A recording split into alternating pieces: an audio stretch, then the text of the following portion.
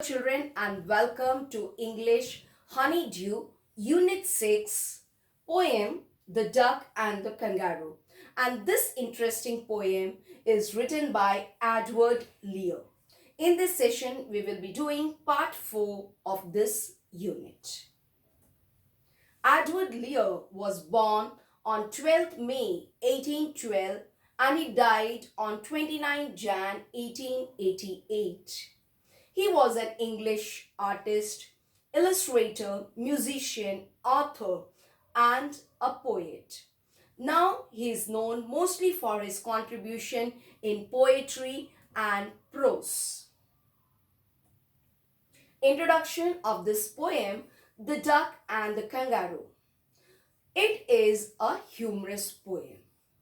It is composed in the form of a dialogue. Dialogue means conversation between two animal friends. From the name itself, you would have come to know who are the two animal friends, duck and kangaroo.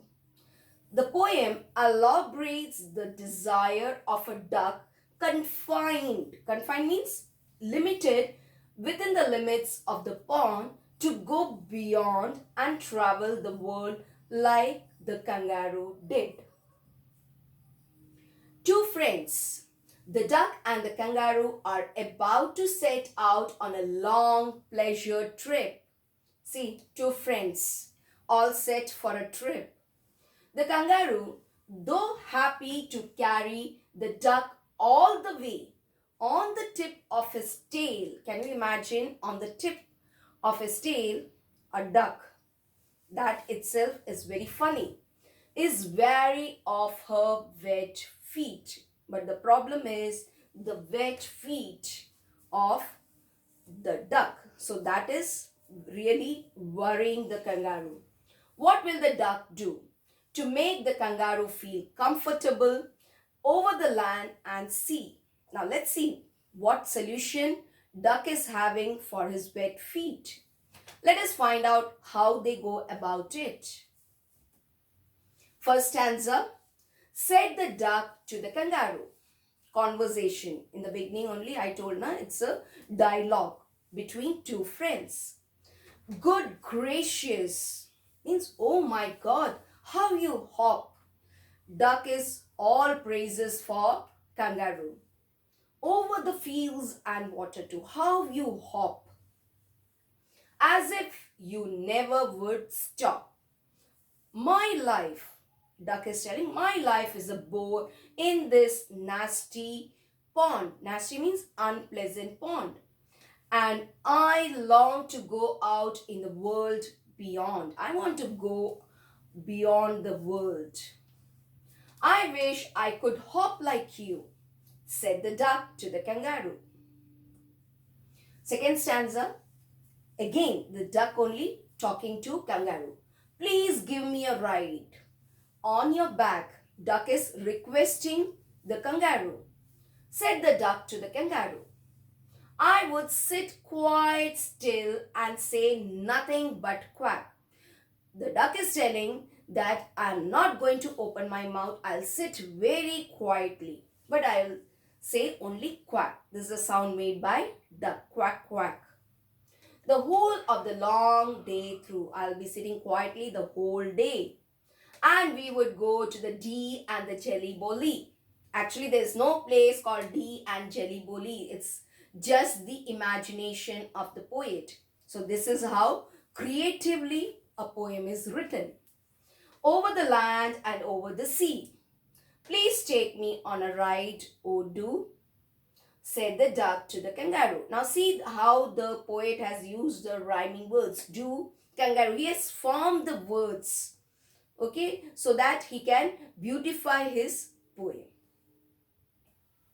Third stanza, said the kangaroo to the duck. This requires a little reflection. I have to give a thought. Perhaps, on the whole, it might bring me luck.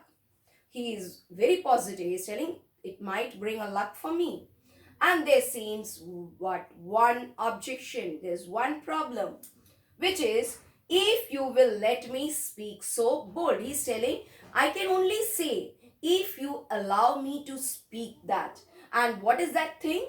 Your feet are unpleasantly wet. Your feet are wet and cold and would probably give me the rheumatis. Rheumatis is actually the joint pains which usually occurs because of cold. So kangaroo is telling your wet feet is going to give me rheumatis. And see, so beautifully the poet has split this word also. Said the kangaroo. So again, he made it to give a rhyming effect to these two lines, roo and kangaroo. Fourth stanza, said the duck. As I sat on the rock, I have thought over that completely. Now kangaroo is telling, I have given a thought to it. And I bought 4 pairs of worsted socks. Duck has given a thought to what problem he was telling about the wet feet. So Duck is telling that I have a solution. I have brought woolen socks. Now, which fit my web feet neatly. Now, these are the web feet which Duck has. Now Duck is telling, I have bought the woolen socks for my web feet. And to keep out the cold, I have bought a cloth. I have brought a cloth too. And every day a cigar I'll smoke. A cigarette I'll smoke. All to follow my own dear true love of a kangaroo. See how he's trying to persuade kangaroo. Somehow he wants that kangaroo to take him on his back. Last stanza, said the kangaroo, I'm ready. All in the moonlight pale, all in dull moonlight. But to balance me well, dear duck, sit steady. Hilna nahi wahan se. And quiet at the end of my tail. All quietly have to sit. So away they went with a hop and a bound. And they hopped the whole world 3 times round. And who's so happy? Oh, who? As the duck and the kangaroo. A very happy ending to this poem written by Edward Lear. Only one glossary you have, worsted socks, which means woolen socks. Working with the poem, taking words that come at the end of lines, write 5 pairs of rhyming words. Read each pair loud. Pond, beyond. Kangaroo, 2. Hop, stop. Back, quack. Pond, beyond. Duck, luck. Complete the dialogue. Duck. Dear kangaroo, why don't you plan a world tour with me? Kangaroo. With pleasure, my dear duck, though I'm afraid your web feet would trouble me. Duck. That won't be a problem. I'll cover them with woolen socks. Third question. The kangaroo does not want to catch rheumatism. Spot this word in stanza 3 and say why it is spelled differently. Why is it in 2 parts? Why does the second part begin with a capital letter? Rheumatis. This is how the poet has used, but actually the spelling is this, rheumatism. The word rheu rhymes with the kangaroo. The other word matis refers subtly to rheumatism. The word rheumatism has been split in 2 parts for the sake of rhyme and a disease. Do you find the poem humorous? Read aloud lines that make you laugh. Yes, the poem is humorous, but quite at the end of my tale, and every day a cigar I'll smoke. It's so funny. Do you think they'll smoke?